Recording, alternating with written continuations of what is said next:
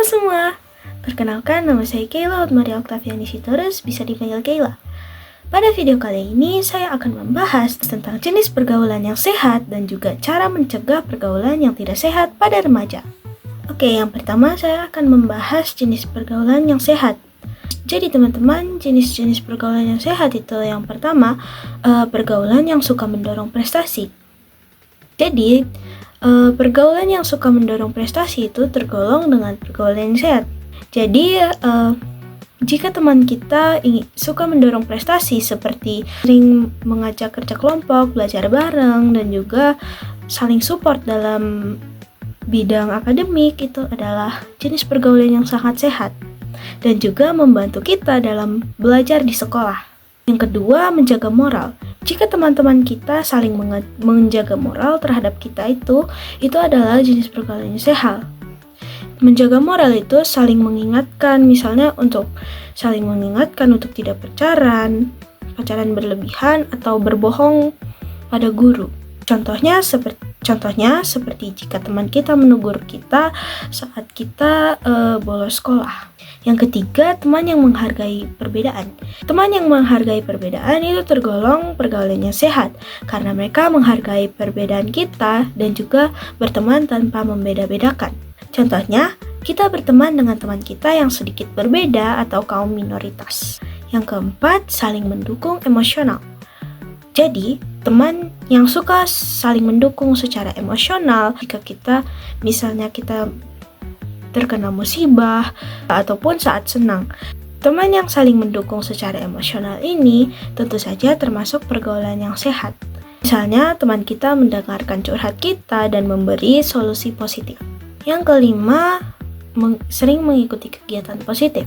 Ciri-ciri remaja yang memiliki pergaulan sehat yaitu remaja yang berteman lewat organisasi atau komunitas dan juga dia friendly ke semua orang dan dia itu orangnya easy going.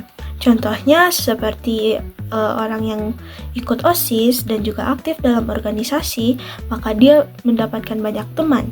Oke, selanjutnya saya akan membahas tentang cara mencegah pergaulan yang tidak sehat. Yang pertama, pendidikan moral dan agama. Pendidikan moral dan agama ini sangat penting untuk keberlangsungan hidup remaja. Jika kita tidak diajarkan pendidikan moral dan agama, tentu saja kita tidak mengenal akan sopan santun dan juga akan menjadi orang yang seenaknya saja karena tidak takut akan apa-apa. Jadi, sebaiknya kita perlu diajarkan sejak kecil pendidikan moral dan agama. Contohnya, seperti di sekolah kita diajarkan tentang pendidikan moral dan agama oleh guru-guru. Yang kedua, pemilihan teman yang baik.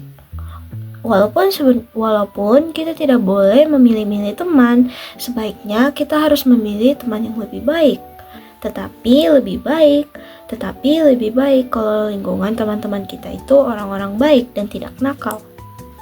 Mending kita menjauh dari teman yang suka merokok atau bolos agar kita tidak ikut dengan mereka. Yang ketiga, kontrol dan komunikasi dengan orang tua. Kita sebagai remaja harus sering-sering komunikasi dengan orang tua karena orang tua paling tahu tentang kita. Dan juga sebaiknya orang tua perlu mengedukasi anak-anak remaja agar tidak terjerumus ke dalam pergaulan yang tidak sehat atau pergaulan bebas. Yang keempat, edukasi bahaya seks bebas dan narkoba. Edukasi seks bebas dan narkoba ini sangat penting untuk remaja. Karena jika kita tidak diedukasi, maka kita akan terjerumus dalam hal-hal negatif, apalagi jika lingkungan kita tidak baik. Kelima, isi waktu dengan kegiatan positif. Bagusnya, kita isi waktu luang dengan kegiatan positif, seperti daftar les musik, atau olahraga dibanding nongkrong-nongkrong tidak jelas dengan teman-teman. 6. Bijak menggunakan media sosial. Pada era digital ini, semua bisa diakses pada internet. Internet itu sangat berbahaya bagi remaja dan anak-anak.